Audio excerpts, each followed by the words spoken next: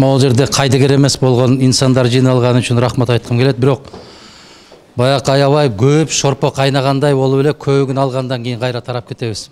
Азыр эмоция көп болуп атат. Абдан көп болуп атат эмоция. Биз бир маселеге жооп издегени келдик да, эмне кылабыз? Эгер биз конституциянын башка альтернативасын даярдайбыз деген болсо, Жылдыз Айтбаевдин айткандай, биз ушул процесске өзүбүз баш отубуз менен кирген болобуз. Бул болбойт.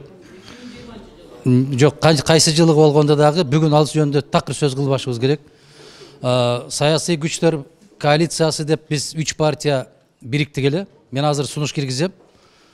Мына ошол жерде отурган жарандар, жигиттер, кыздар Кыргызстанды коргоо комитетин түзүш керек сейчас. Комитет спасения Кыргызстана деп. Эгер жана Нурбек Комитет спасения Кыргызстана. Бардык реформалар пост Атамбаевский период болуш керек. Атамбаев кеткенден кийин анан реформалар болуш керек. Биз бул талапты жылдын башынан бери эле коюп келатабыз. Бүгүнкү жогорку кеңеш 115-и колдоп берет, ишенип коюңуздар. 5-өө куулары бар.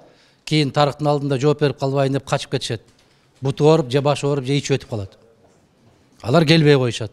Ошондуктан эгер биз көп сөздөн каттуу иш көтөбүз десек, мен сунуш кылам. Надо срочно создать комитет спасения Кыргызстана. Ошонун ичинде секциялары болуш керек. Секциялар 20-жылдан баштап Кыргыз Республикасы кандай конституция менен иштейт.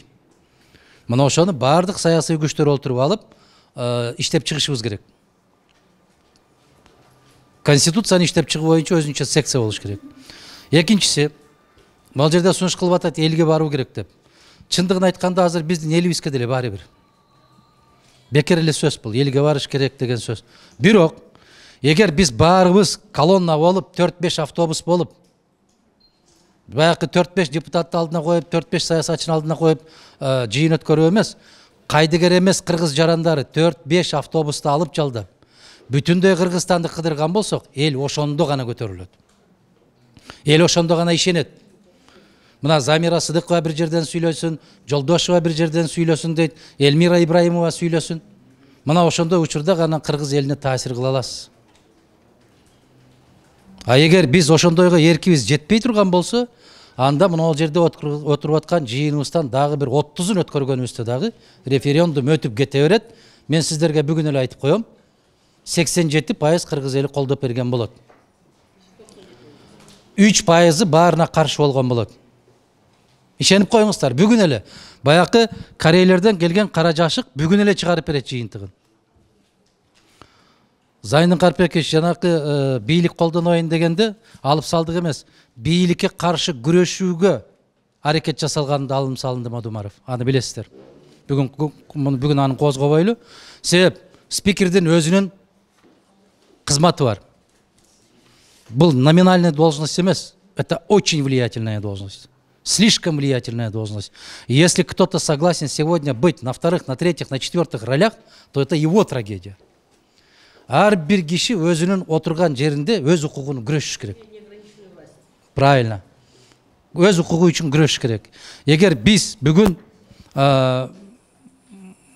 Замирайым жыйынтыгын ушундай кылып чыгарышыбыз керек да.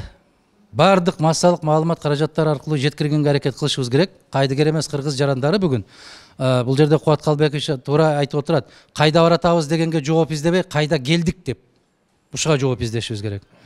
Мына Токтайым айтты, биз айланып, тегеренип, айланбаштай болуп, кайра ордубузга келдик деп айтып атат. Мына диагноз.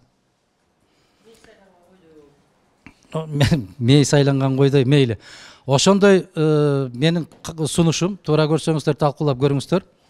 Кыргызстанды коргоо комитетин түзүп туруп, бардык саясий күчтөр, саясий партиялар башын ошол жерге бириктирип, бүгүн ким эмне болот деген маселени токтотуп туруп, бүгүн Кыргызстанды токтотуп калуу жөнүндө маселе кетиш керек. Туура кечеки Чолпон Атадагы өткөн съезд бир нерсени көрсөтүп койду, ачыктап койду. Гитлер дагы басып алуу менен келген эмес бийликке, шайлоо жолу менен келген. Шайлоо жолу менен келген ал дагы. Ишенип коюңуздар. Жылдыз Айтбаев абдан туура айтты. Эгер бүгүн биз ошону токтотуп калбай турган болсок, эртең керемет болгон профессор, академик же болбосо саясий мамлекеттик ишмер болгонуң жерге кирсин, мындан ары карай токтобойбуз. Жогорку кеңештин сандык сапаты, акыл эстик сапаты, интеллектуалдык сапаты бүгүнкү күндө белгилүү да. Текебаев айтып атат.